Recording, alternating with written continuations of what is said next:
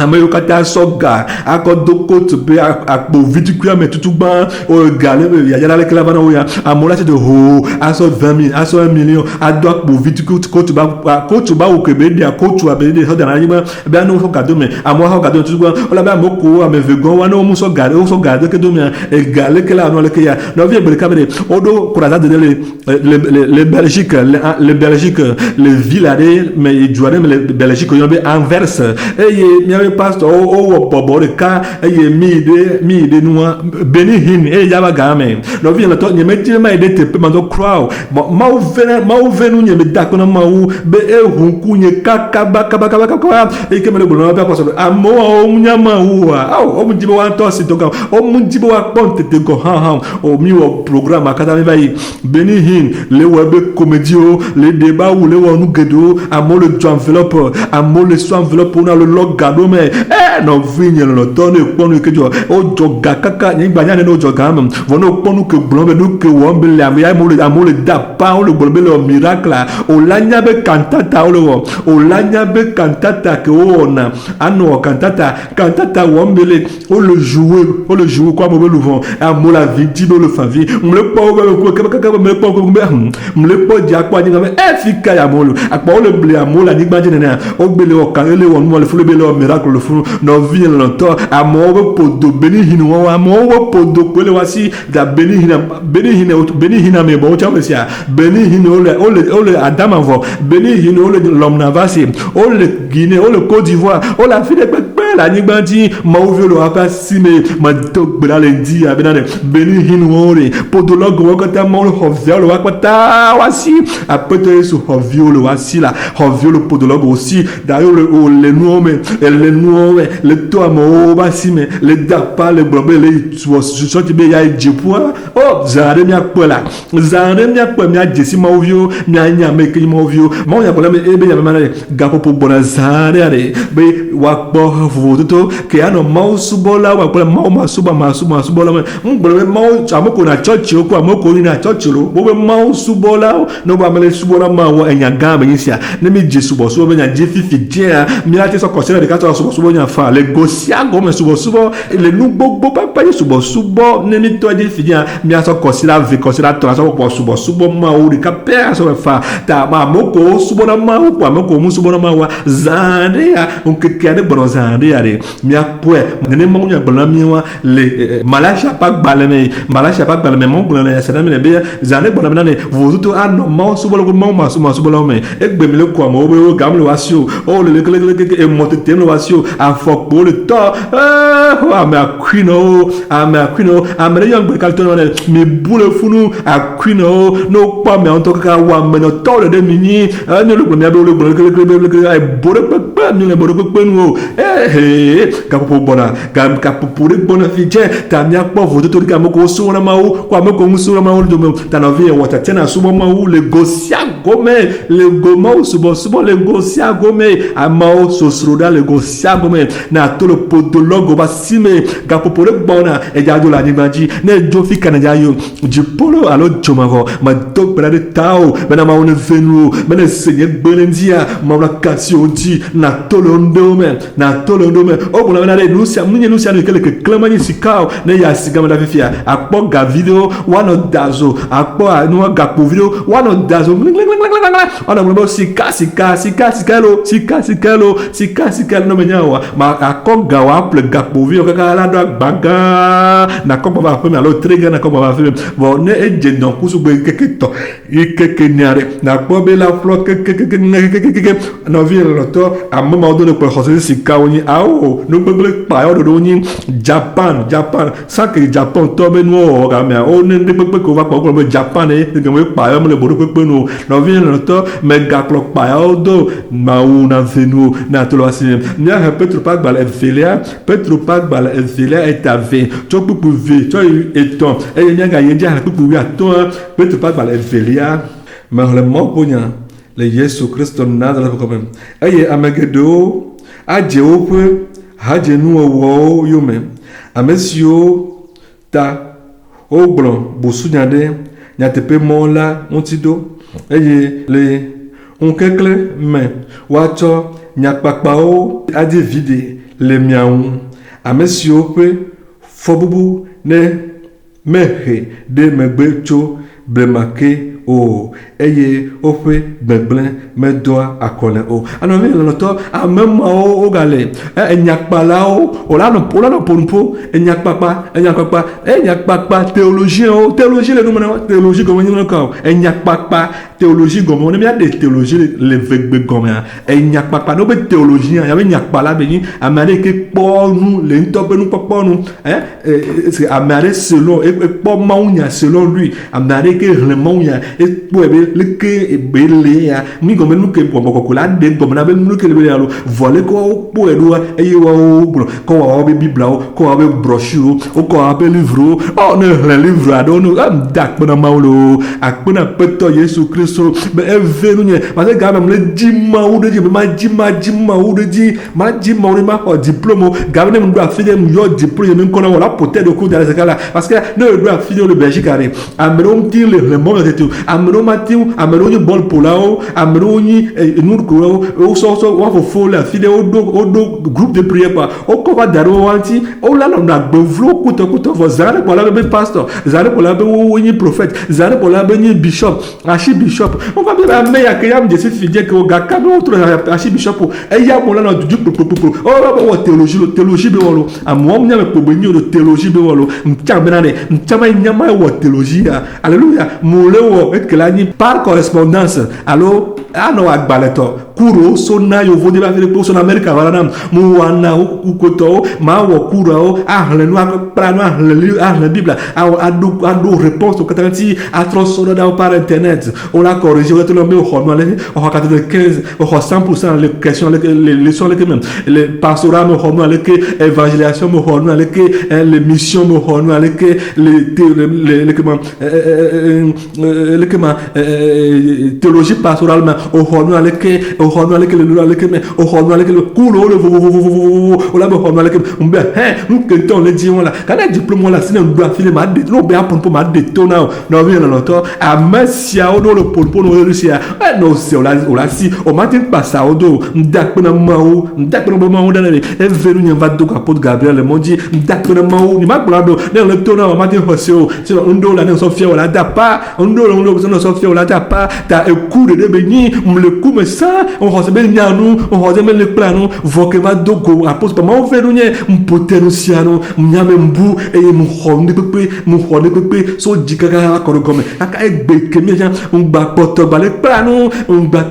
le plano le ba fonu ta no vient le temps et fique théologique pour la motion le ya ame ya o nyak pakpala e nyak pato amoyo agbede capital do là ko le panu a Sofia pafini a patan monga to fi a so monga patan to fi e de oni omle ya plore dipo o la plore to trome munde kukuna trole wa pe yo me de kukuna o manjima to le diamana théologie matin procès no le ko do bible doc l'Amérique la vie o la pon ko le fond le bible doc l'Amérique Angleterre on pas correspond Belgique ya CTS no internet a ici a pour CTS so plus grande benni les Belgique ni pas galère parce que quand bolana collage au moins 4 millions nous vide ni Togo vide ni mayo be ko te pe e wono courant e va so Togo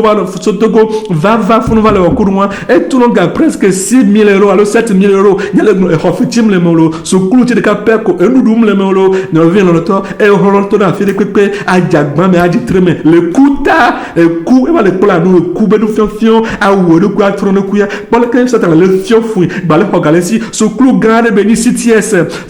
bien CTS ade le Belgique ade elle nyaoma alo ndeda dina wema ne pastor nyamate yo be ko le fio America o so fana wa comme gamla sinyowa ne pastor on va plan no le funu autre va créer sukulu bu va CTS a peut venir voir autre nkobuko sonner quoi. On commence Bible Theological School et on va s'en autre CTS est Continental Theological School et béni on no dire internet la quoi d'amener la de Belgique bien pas so on va prendre nous yo voni Mathieu Greno Cherilo et pas Beto on va comment on diplôme le funu on diplôme le funu on va créer on va sukulu anto miao mi plan on va benu nous comparer le plan le funu mi combien mi ha me via mi tout la fait ga nous pour le fond des millions mieux l'école de formation aussi hana be garçon plus quoi et on a ça quoi ça mon ami non vient au nous on la dapa que mi pare d'autona social ma pour le dire que mi pas voir on be wana mi diplôme on la dotochi on la dotochi ça de l'année évangéliste soit on la ni nous ka on la ni docteur on la ni nous avec les on le que on le et on la le diplôme on a dit parce que mi au cours pata collectif général cours ne peut pas que ne peut pas mi au pata général matière au pata mi au filière au quelqu'un filière on a mis diplôme moi me filière là dogo que mi to guare aye avec la so diplôme mon ami Philippien béni au ben Nestor pasteur Nestor nyam le dadio après ce que on est dans ce fournier et il a même le diplôme so que nyom de Changi Cheryl et aux États-Unis américaine yani et tava cours nami et va cours nami kudo ndo chantel funu quoi ha problème no téléphone et va on nami no vient dans le temps ne ole ko avec platologie be wa plo ha ne mangbo ne le mangbo ne wa o la tro ha me vu que quelqu'un o la te mo la so démon do pastor asodo hakolo la onu asodo intéressé onu asodo nu gede onu ela be nu ka théologie be nu ale ko la le ko la ka la lameo amoko aussi galé yo fa ha me le ko ka la atiro wale wa gado madasiwa o la fiame ko no onti le kema économie o la fiame micro économie enti économie work no se no la da pa ndakona mawo no vient longtemps o ba mal diplôme monsieur o wa ka wa do dien o bena isidore e ka o ya nyo ma o mto na be ma nyi de pe na yo be passe de sabe talk very well parle très bien pour nous premier nous ka o ya mi yangle ne ko da diplôme be di be no le ka mi ale kenya ta na ma to kwa kala kwa ela ba hunto chala no le ke bo o la na parenti ha be na na parenti nyendi ma yinu gede go me ta mulo entim le glonia nyendi ni be le podio be nya yo vo ma o den to le me ma o hanen de o ha wa to le me no wanya benade ma wodi na ma unya gome mi théologie e cours de meni ne vale don kule sondoa no vient le temps e una vina na dara ko na ma o den to le no ko tame e ele bien benade nu ka o le jibe a ho nu ka do ka pastor lo a do to lo alo missionnaire lo alo anu aleka parce no mi o no kwa o pe na mo ti mi mission l'America mi ay pastora alo abodo kura da vie fi mi o la no kuto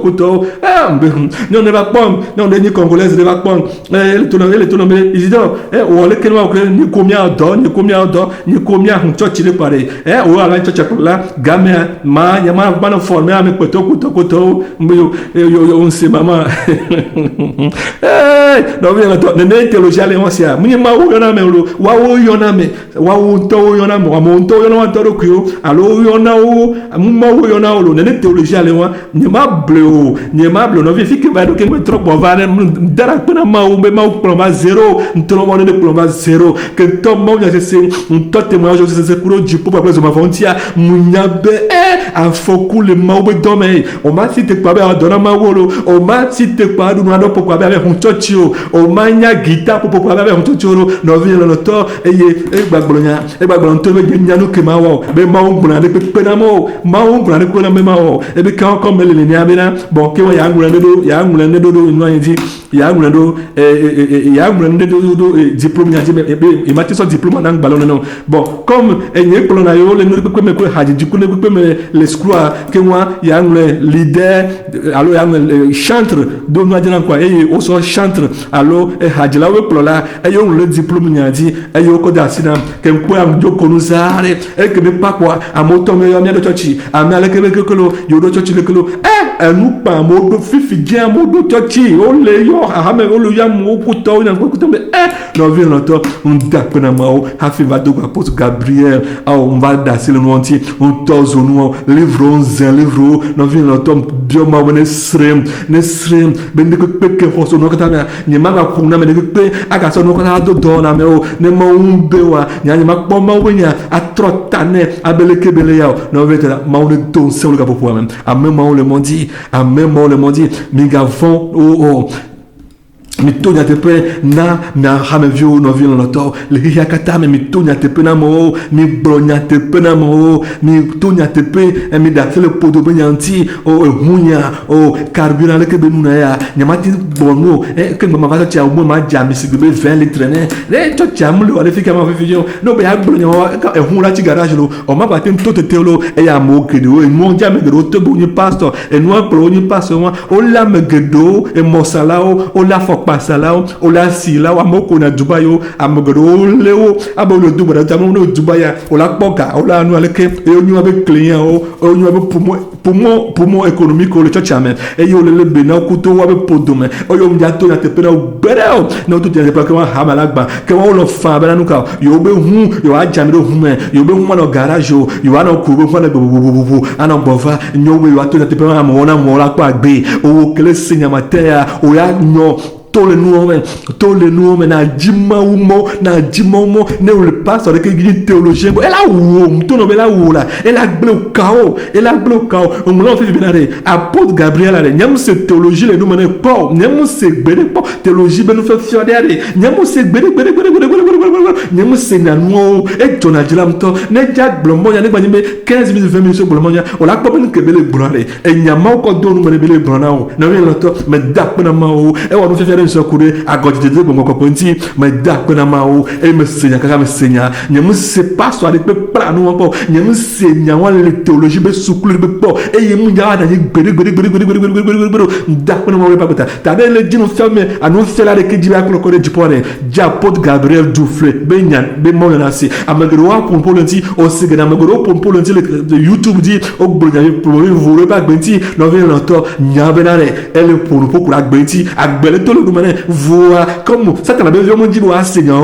watch out vidéo YouTube dit watch out réseaux sociaux dit on le bravo vous que wa ko be akeke be o yamba podede ba o yamba podede tam de kukura gbetao da si le théologien dit da si l'Amérique le tourne Bible à ce clouare da si le dit américain mon fier to bobo comme elle to na théologien ni kenyi ka agbede lo capital maunya me America pa maunya America kata akpa aso tananu achome hochano leke akpakpolo abamunya kpolo banyo ya wa batraja azikwi alors ya wa batu katakle akpanu agbanu aso nu leke eyonyi munyi bende onyi o tamde kuku gana ta tolo me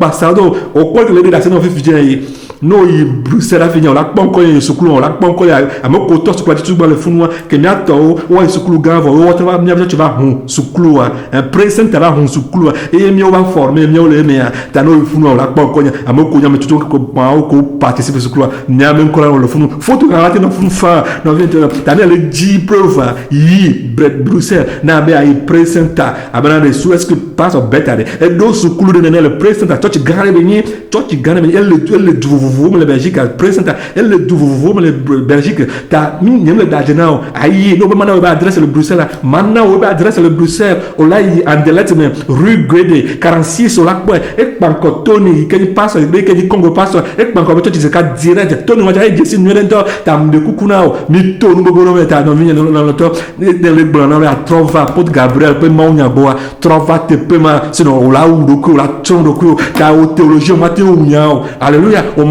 mati umos o mati flunku le bebo o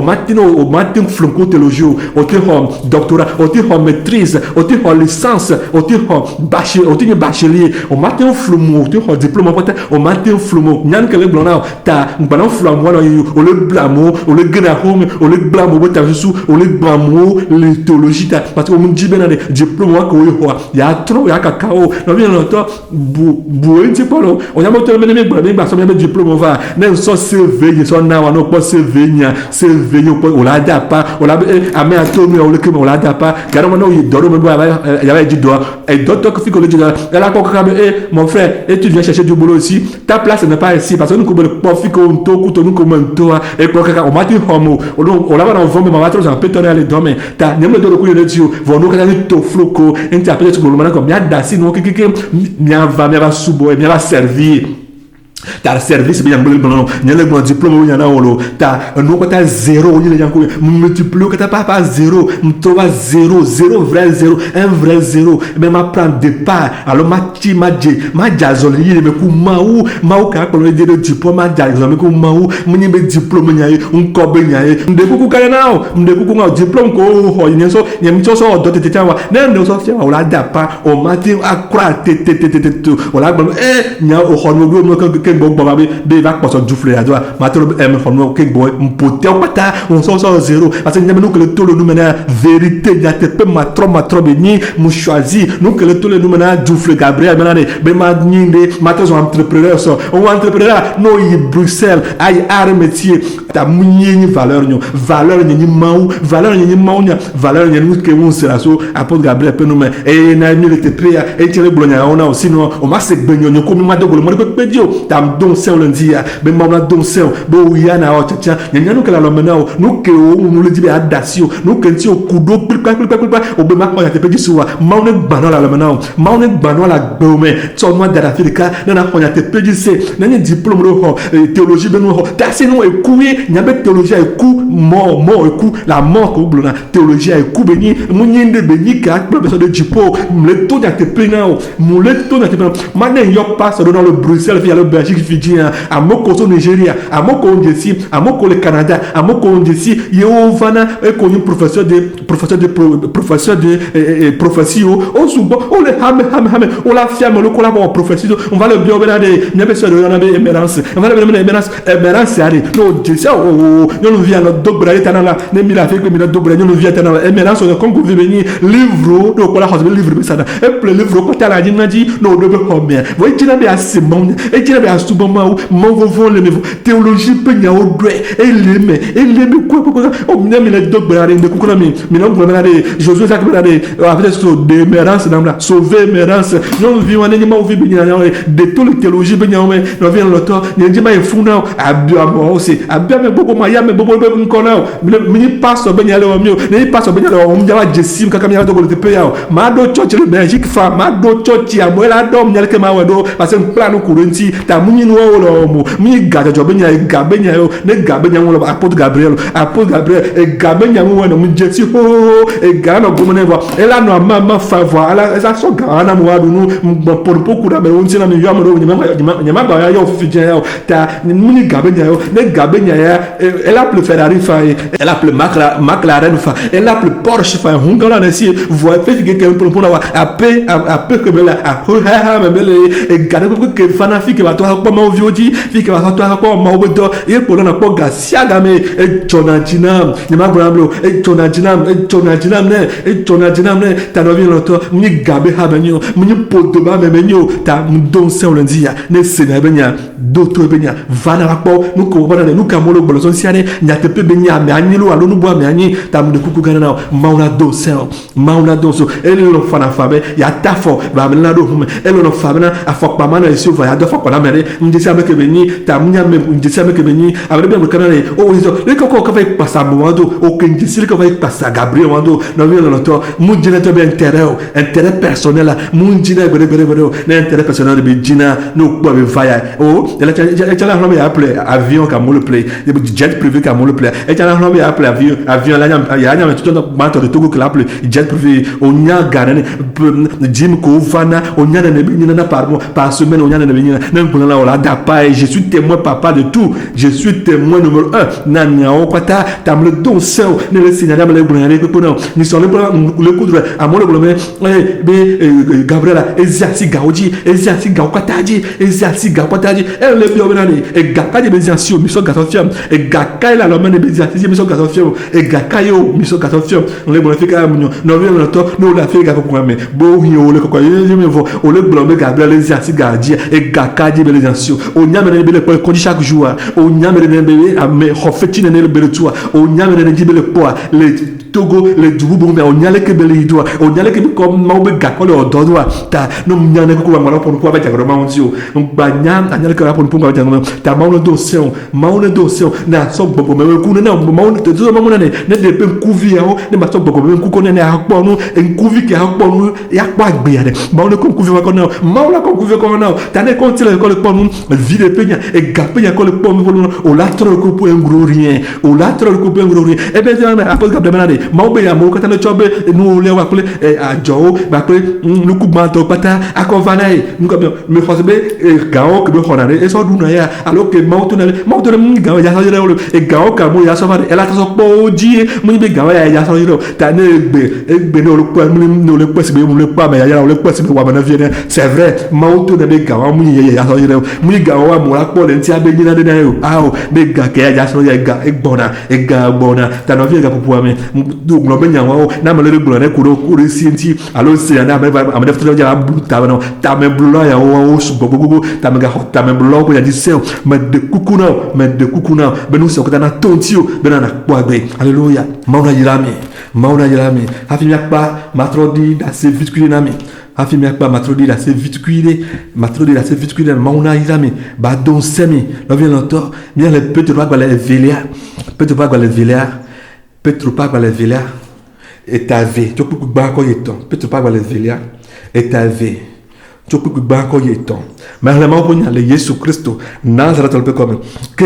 abato nya glori là-haut va titre le du ko la dome abe alesi abato nous fait là-haut la va miaoha miadome ene amesio la cho begle fe komamao ava trade emeja eye wa gbenu le apoto si refede o talabo eye wa re begle patakpata ava wo do kwiji no vi loto e kwa begle patakpata ava do kwiji o mega begle patakpata ava do kwiji o begle patakpata ele go me begle patakpata ele go me ta to le no patame tout le nouveau katame avato nous fait la homme avato nous fait fiame tout le mais mega titre an avato nous fait la homme mega trado ha me ja na blenu le apeto e fesino hirtawa na blenu ma o refrita ba jipo mo me refrita wa na prega na tâche mo na no te pera mo na yonko na ne television am wa semko aw mi yo ma wo na ma wo yo no na no ka e refrita e feke refrita wa na trozu ye pleo bena ko dani dornai e ni o trozo be kluvi e ko kluvi abo ko na kluvi la gbele ko to e trozo be adola na o donai na ni vide nai mawo pastor que le seigneur be mawo na ni e pe vide alléluia le segbe c'est nous que mawo le na mawo le gbele no bena ye hobra na ni dola na ni apato le ba gbele mi me na damo na de ha me vionu na be ye ni nu na be le mu ni nu ayo na ni ke ato la te peda mo akpla mo ire jipo nai mi afla mo agbonya vibo na o iki anya do podo akpo nu ado anyam gakel ado ase ado gale banque hamela couvre la ado gale banque le fisec ado gale association le keme ado gale ONG le keme alors on le cliquer abonné pasteur international nous ko tam mu ya ko du po e faire dudu penya o ko tam ya ko du po nya pour le faire dudu penya on si a novi le to e fait donner du fait au cours do gale banque passe au do gale banque no cours sont plus pneu ou sont plus ata na hu no ku na ola jipo sia na ola joba fosia mate jipo gole bedo sia ne plus doka va ko wona de na hu ne ku pastor la joba fosia ta ne ponu accès yo be church na yo do accès wa doga apple hu yo do accès a to akofa yo do accès be nyonya o so cadeau ve onya ne ya o so cadeau o ja fi gega so e ga ke fise ke ado no nya fi ke fise ke akwa fise ka do nya be banque commerciale be nya o nya be banque commerciale be nya o fi ka be hogalo o nya be hogalo banque nationale si benya banque nationale be hogala banque nationale ado o jani ka benya be hogala besia wa lokoto o nya funu ba hogala ke ba do no na me banque wa wona fika wa honagalo o nya be banque mondiale o nya be honagalo katale banque mondiale me ka be ape benyu o nya be setala ba ho o nya be setala ba ho gan akwe benya ta ponwere no nya ndepupo o le jenu futu a jenu me a honu ya alenu hosebe nyindia mato no be lo trobe o nyinde pepe tu es zéro ta vraiment ou na da c'est le mau vitu wa subo mau na wa dono mau to na te pe mau vio le capo problème que to nya te pena ma vio mi to nya te pena ma vio ne nkula yi tagoma ne yi tagoma mi to nya te pena ma vio zigidi bona ta gbegbele nga va dio mais ga va de gbegbele me donc ku fe ke ma o xere tao ne le donc parte ko to be church be garanti e donc assemblée de mo be garanti e donc baptiste be garanti e donc new deep life be garanti new aleke new revelation church apostolique et nous go et le donc protestanti et le donc presbytérien et le donc catholique be garanti et le donc goro vodu be church wonti et le donc et nous garanti il y a le flamo le polo de church nyabe a compta grana le javana ta troll mondi a me flou benu troll mondi na to na te pera mo a trop le galon humain a trop le trafic humain a passa et nous trafic a taftafu a blâmer a sonya papa a flamo a dapa o be papa la mama la o be no clique vo nyanwe de bele blue e nyambele o kantata e nyambele o concert na we e nyambe concert le o quand le flou nyabe soma volé nyabe peut-être là o la va kuje ngona o mo la va ho be nku la va me no wa tu wa ko de vo ma jibe a kuje ngona o elle est donc vous que quoi pletawa elle est donc vous ta trop kaba podologue au clé on donne en podologie au que diplôme de podologie que le de théologie to le podologie mais tout le podologie mais aja na compta e gare que ma vio ko le va le duga sia gamin o ya na ba compta ya o nye e gare ko dine ko que le geja ba ma na gbiji o la kwa me preste là o ma ga ya ma de que ma ga wa bo de be elle a venu ko il y avait plus de 2000 euros alors que il y avait pas aluminium moto wa flèche à mettre dans la me venir non et il y a les da pas le TP ma be ma ga na de ma ga wa bo de o ko la go be ni bu na wa o nya nu ke ya ma so ga va na wa o nya mo ke o bia do ko ko na e ga ko je ne ba gbon me e gako dina e gagba me na yare ye pono be nana olo alo dimuare o nyafi ke gao sona o bio do ku po nya na konta le gaontia no do amila ni ngaji no tela ni ngaji no pola me la ni ngaji nyabe zuma fo mayale zuma fo on pola la me le funu o la no sre amike le podo ame ami wala sre e la ko so to gaufa o la so to kolikufa ta donc ku e di bende bona ta na troka ba to na te pena ma vio to nya te pena ma vio e na do brado ta be ma une de tout parce mais to yo dimanche benade mawuyo yo ta ameke ame aleke mawuyo ya beno sebe nya wa ide chipo na vi mais to grado ta mawla venu ela pedensio bola to lo no patame mawlo yira okere miale Petro Pagbale Velia et ave pekuyaton Petro Pagbale Velia et ave pekuyaton Petro Pagbale Velia et ave pekuyaton mais le mot pour les Jésus Christ Nazareth et si mais ogle mo jojo era di la autrement eye oje bilial boe vi amesilon majo nyenye pe fetula yome amen alléluia o do le mot de Dieu e gba megere wo no ba l'apôtre Gabriel o no ba o do kaka amdo to vena mto nyanu kensio o la se no yo le kala yo le tepe e di to na mto yo le kara yo le dapango yo le fiele ke mbo après Jésus Christ o nya ke ne blona o wa me sabinane e nya mo kata ne tepe setepa du ko kata ne se wa nya menane o ni ma uji maula ne na holo vo kata to sata la basime to nya ke ne ko dan anumna apôtre Gabriel ntila apnovi le noto amem mo kata egbeya de bale o e gbento ga gedo ga jokeke e ya me gedo ga le to fifila o no vi no to fika yine le no vi el diajo le nyate pegbo atrozu biliama el diajo le nyate pegbo atrozu ganya gloa o maude de le ganya glo pe monjila maude de le gla ko pe monjila be me ga atrozu biliam boire viola amas que le majo nyenye pe fetu la yume majo nyenye pe fetu e ke o nyabe no amunyo vo ejibe ya o nu ya po profil ne e va auto e nya be ku ke ya be gola hame e gba me godo va de wa be wa gbon wa ho be hame o ja potru me o se ya godo ho ya godo o so livre mo o so ba wa ho be hame hallelujah o ho se be dokita o pe bien o ho se be apôtre Gabriel dokita do pe odo a e ho se be capita do pe odo na o free be ava hu atelier o ava hu o do pe wa o ho se be na e no be ya tela be nya tela do pe be ni be do be na de wa plan le bo be na e peton pe ne bo la ho free ava hu do pe wa no vinye on va offrir un temps, on va offrir un temps, on va bébé rouler hame, les blâmes le fou, les topatano, les tchana le fou, nous dom ya le fou fumé hame vivia, nous kopata le blâme hame vivia, et plokata sur le coume, et quoi apôtre Gabriel sur dadon kosi bébé, et ni chicha wane, alors nous fait là on est, voyez nyam le belane, il est majo peu fait tout le monde dit, il est blâmo, il est hogalamo aussi, elle avait nous comme on va son gars, et gars pata kova, alors et dit mokata va, et a vena on to, et blâme ya et tu pas sur ni, et tu as dit mo bedi mba pare ya mais quand tu remarques dit mo bedi mba pare ma we blâme alors me kai na o nyabe no ko lo nyabe la o laizo mo vomia, a dit si apôtre Gabriel po o ku mi adu nu po mi ai toji po nyamla ni po ela ko ma unya dala meno ela ko ma unya dala meno ba agblona mo po la agblona po fo de me nya o na vi mo ke din la da ide zo mo ta tro bo kaba e mo ke din la po hosbe ye huebe ha amole vana kuto je ma vole jipole ma bole ke yo nu ko lo so la kata ta le funu ne me tro bo fale majo pe fetu be mo adi wa ye hosbe le po ka emplement la emple hulo e fi fiane ba le zamo la e mo vit ko ke zana sa ko to o ndo le moteur ka du boti kono fi fi emple hu e hu nya le zanfio nya ba le zano fi fiolo e do ko ku ko pepe awon le ka ba hosbe ne le nyona ne pepe me nyona o le kumodi ta tro le kumodi kaba ne na bova ne na po agbe de kukure ma ura gbota no vi tro bova o ko zonku apôtre Gabriel po ken ba tro joa bova tangale gapopo gale mena ura tete bova kaba na de kukuna mau ne ba de kukuna mau da gbota ne mne wa begle kele kono wa njawe pao ma tro dida sena mena ja havi mia wonu lundi le truc banto ya Grégory appelle le truc ban alo yovo romato pepe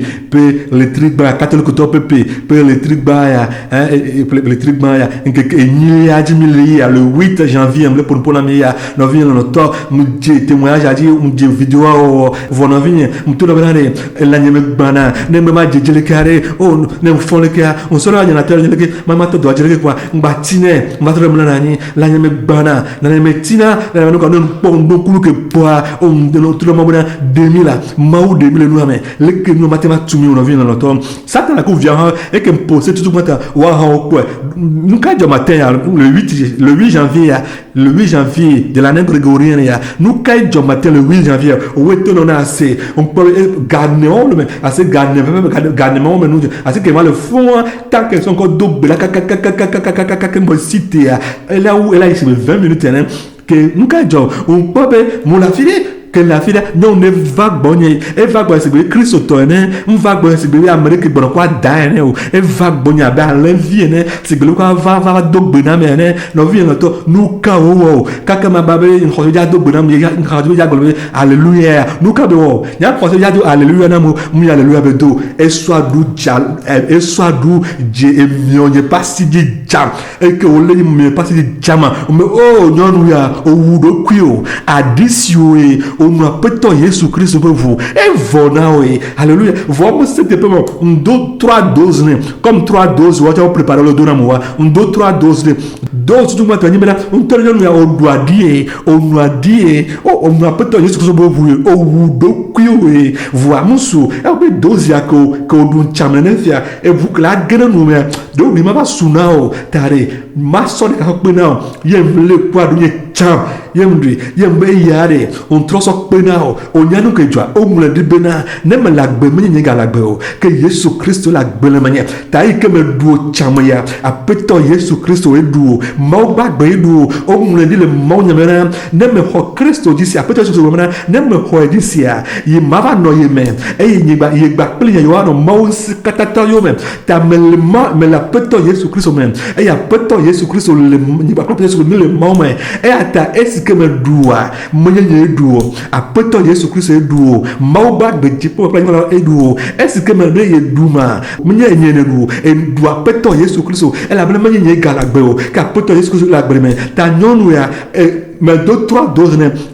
tout le monde intonné dose de quoi mon but par mon son toi on son voix peut-être Yesu Christ vous voix quand don la mene mais bas sous bordi et ton goin on son mau ponya et que pour nous patata mais son baidi mais qu'on son donner non c'est écou mais bonne benanye a me beton ni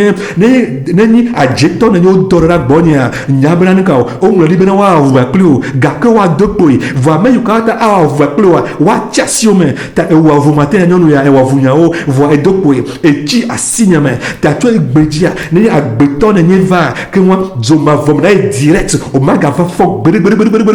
evo ke gena la wa apetɔ Yesu Kristo be vo gena la apetɔ Yesu Kristo duo edu apetɔ Yesu Kristo be vo ta maga ti no gbede ma dogbeda bena de choma va fifi la le Yesu Kristo pe comme vraiment démon ni ne vala me dogbeda bena ma gagner donna bo sang gbede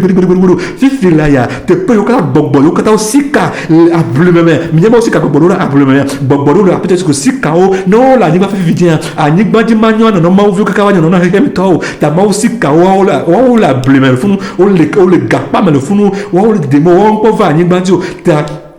te pema nayi elamna joma vo ko drado na on po hunfunu hado nyenji be ma dongo na ma ko nyaawo ta mele dogbeda kuru bokko ko pense me dogbeda me be te pema nayi eye ma gagni nu do na bo sang berbero écoute zreka esre avec vel esre na no vin to esre zreka non wa esre zreka me gagna gbeto binio le ko fa me gagna mo e ke me le yo se apom wo le kokuma me kwa lonya e ke me kwa lonya ehun le to la lonyemo alo nyi npo ba bie la lonyemo hallelujah no vi no to wa bo wa du wa be wa miu ga ke o mate wona le kena o wa to wa du wa to pena wa to wa nu wa to be fu enu apeta Yesu Kristo be fu edu apeta Yesu Kristo pe ela me gblonya de ba gbeta ma ba fon gbere ne nyonu be ni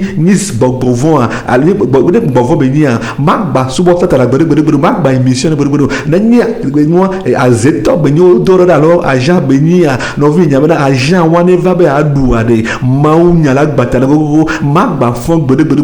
ne glero poizo ma va me direct bayi ta e dire pour nation me gavon pro mau di be abatro lo pe dire be amade ke matin do be view amade pe matin do be view amoko di be adu be view ade o ja do be la amoko ko ta di be wa cho yo be vu vampire be vu zombie be vu akodo be view la mane o ja no be wa tron wa do kuyo ta no vi e jime ka le pona o maulo control sia maulo control no fi me to la le dia e nyabe e la madu ni e la ko ndu na wa e nyabe ni na ma wa amerike matindu a jeto ale ke matindu bobo vol ke vampire are zombie are ke matindu no sa ko po satana ke be po video aso a e ve jikui me jikui to e ta obana yo ta yo va ko ne no kala jo va mo bonya mo ne ma to no me mo be li mi va se ne kape nu ta ike be vala metrojo da do vinye a me se me sika be adua enu madu ne ni e jesi gecko amere pe nu gecko nyamba mi gecko vo e u gecko milliard de fois ta me se me sika na jenu mena gbogbo are ke be aji be alo adua le lux ko do bona na te pe be ni mautro do pe jina be nu sia o do enya o ga ke ike me de goa me choji na o pe se po ta o do o me lo nya te pe be ni vo nya te pe o nya be ma o via de ke matin chi o pa si me o wa mi mati wa pa simo no vi no mati wa pa simo ne Yesu Kristo pe vous le lamana on wa ne ni mauto ne ni nya ne mau be adem a peito Yesu Kristo vito pe gbogbo le mo adem abape abafofo be vous le lamana wa ne a peito Yesu Kristo be vi ne nya wa e jipoto ne nya no ba duwa oh no do changa yo yaku ke ma vi le ke mo mati ndu ta de ke ma kasuto mau vi wa si ma ke o minisia ta mi le jirepo amarike mati ndu mi ta mareke matindu mio no je comme gbevivant o patindu mio e no madumadu na me de kasi pe kwa amele kuzire kai na me de kasi mo be vire pe adu kwa ele kuzire kai no edu mau vire kwa edu apeto Yesu Kristo edu mau ke na atindu mau atindu apeto Yesu Kristo ke e kasi ne le mena wa mite na fle le ke me le devi mi ya dakon mite na fle mi go be e no vovoto pe fle ya e to pe fle ya mite na fle ya me tourner e mi go ne le mena wa ato fluon mais quand on est niveau na ana voto peu flemme ne jito peu ne nya insana so ba d'accord quand to flu avi na vafi na ba no vi amare ke mate pa ko kuma wu ma do ni pour satana a tiapu mlingodo e pour que tine ta pour que ti futo pe do restel la bom ma dok bla le wotroya be ma passer c'est na dio me gato so et de défi à cause de dok pe no nous c'est que satana a do ai do vo nous c'est que mo ha do ma do ta wu ma vi ka popoma e ni la madu madu Amérique matin du ta dikamenga so ni mauvi ta trop de monter le nate me gagner tochi de là nous pour là au blekulu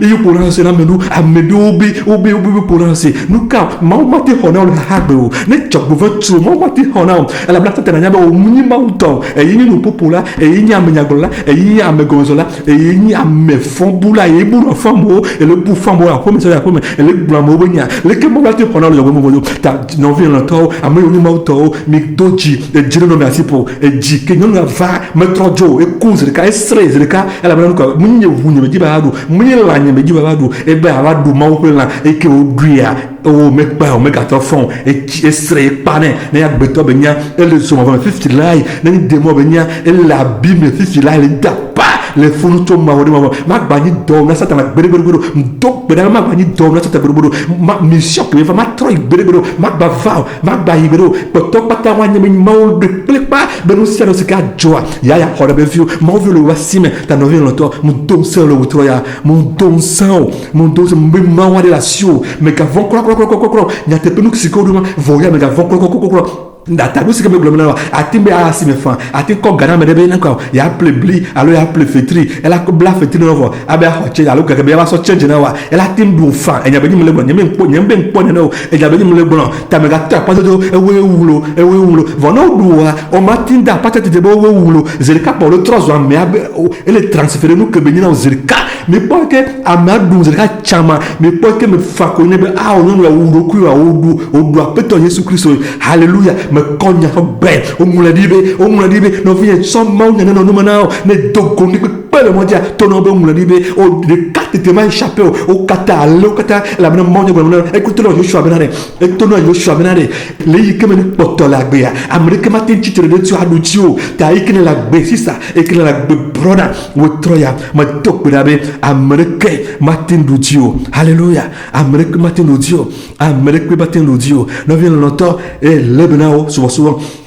souvent ni o kata me sele da sele dia ma don san be na kokoko do ni me blobe avant ni me so vovon fa bo enti ba gato le dia gatro som sa so fiam be odre voa no va ne o la chiwa ta wo le wotro ya hwadise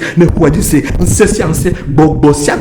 vampire siade o su bon le dia de vivre gato bona no be ciao alors no be metro pata bo si o kwa ndi pe ya gbe ya ni ma katandi voa munye be mawo ma gbe fiawo mawo ma gbe o bebe perde le si ike wako la de bena aya popo gan o katani wapo avai et de carte te makasitio de carte te maklio avec le ko brebe ya ko wa de basime be mako fo ahla de perde kentua a fo allo mo pasime no vient et le mo pasime ka popo me topura me na no pasime a mesia me ke di akoko le mo pasime akoko dara nyigba me topura ka popo me ga ho benya ondisio trop de maunti mauna na nyani bakulu mauna don semi mauna vemianu abale ko gbemena manglo be mi gberewa manglo be mi gbero hallelujah maunu bakulu da sedi arami de fi arami ke maso so pe nami ba ma winu anon ke karo insia ma be mpole wetra meton hareo mpole hejakata amo pata ho 666 no yim di ba avant amo pata ho 666 oh afile pepe oma otumo o to afile pepe amo nous quel jour kaka me Amérique pepe ba poto me le dit apôtre Gabriel père de nation et kaka me le dit kaka va pour la fille afike va pour la didi afide le te père de la vega verde mais qui c'est pas que mako la avec ko Baruch Bakle Jérémie akola et que vous allez ou mako la me va pour la fille et Daniel Stéphane ne me pas via Bakle sur le bord ne me pas Amérique pe le bord et de cap il y a le paiement oh et il me colle oh mais bon bientôt te paye de là et trop et bien à ma vie et bien bientôt au point que les doigts ne que blé à mon kata hosi son sisi frère ou kata sœur ou kata hosi son sisi alors il va voyer minya oya oh nous quel job bientôt il y a pas tablé et bien trop lentien et bien à ma vie Dieu au contrôle et qu'on a mau le contrôle alors mau le bon aussi anota nous si vous mais oh on croise la glonia garena voix et y a que be bolon mewa ta madi ma bolon o tro ya banare il n'y a que des nations et que tu bon et que me pouvait mais Dieu au contrôle que moi maule au contrôle agbe o men maule au contrôle maule que tu agbe men talendia maule contrôle le lucianuta elle est pas on ne peut pas même le mio ta me don seo ma don seo lendia o passo avec me dibi ada sele hama vion lendia ma don seo lendia tout na te lendia o ameke le globe on est da sele lendia e fero lenti e do galete pia e do gale banque ken bole tu hamea e wole ki ne to vérité na via o la tuto chia fika elayo o ken la ti wi so basime wi si la ko da sina avocat we avocat la ko da sina jo me plola e no e jo mo me fia la we e mo me fia la wa ko de gakpa me lo vien me di ma ko lo benare na i gakpa me le nyame are e nyo bana ma to na te pena ma ovio na ko ma ovio ko de totrome mi to na te pena ma ovio ga pomo ma una do sero o america di le po e di le po man ko que me galasio e poi me fonao me gale po mo benane ka gajo me gale po mo ke ne senya ne vuvu popopo ne tro ne bla ne me gagnale ke nao e le vent le po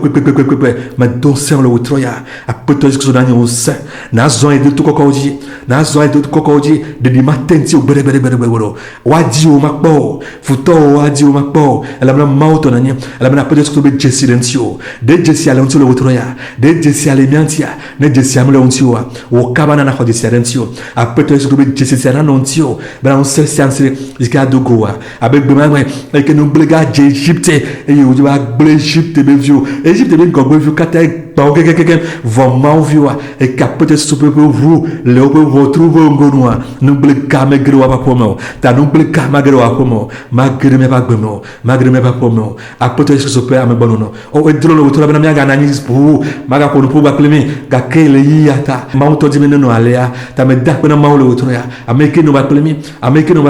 mena mete manya ba plemi nana ba plemi ha na chono mi adi na chopa bala te chacho mi adi examen na nyeke kilnami abale ko no izela vyo benko les examen woni ke kilnao le dome woni vovole na wa na chono mi adi na kpede mi adi na plemi na do to ne ba fo miazo jidu lao minye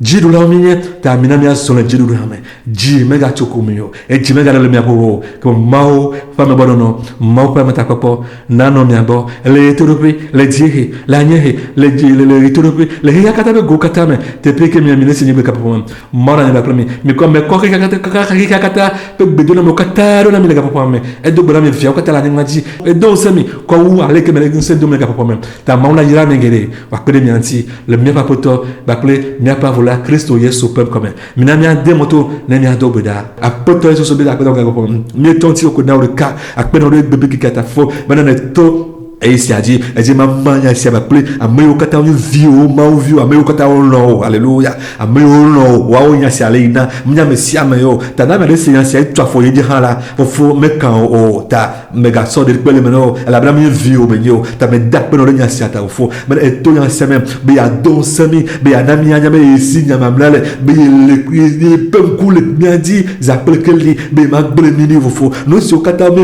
la ne da pe no ma nya o kata ta yo kata ne ko don semi benami mega fon yeli ba premier et le premier lui que bon ya me vague si afo ne va ha e nyomi dogo chom la fo le nya me na mi la gbe na mi nya na yi to pa se to mi adi ta mi to mi ben se mi to mi mati wala ke mi ati nya de ke ma no o ta peut se me dak no ga popo me do se viu no ale do se viu to ale na premier ati me la courencio ba se no me dak no ga popo me fo a peut se bubu ma fo kafka fu ma fo nanyo de kato de on se dometa meilleur le cas encore mais donc kafka fu nao me ko wuna encore le Yesu Christo Nazareth pour moi donc c'est ma ouvio kata et ma ouvio kata na globe hallelujah osala nao shalom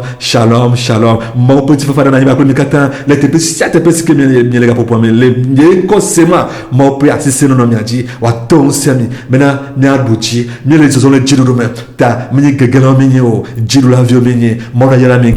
le Yesu Christo Nazareth l'appelle comme Shalom.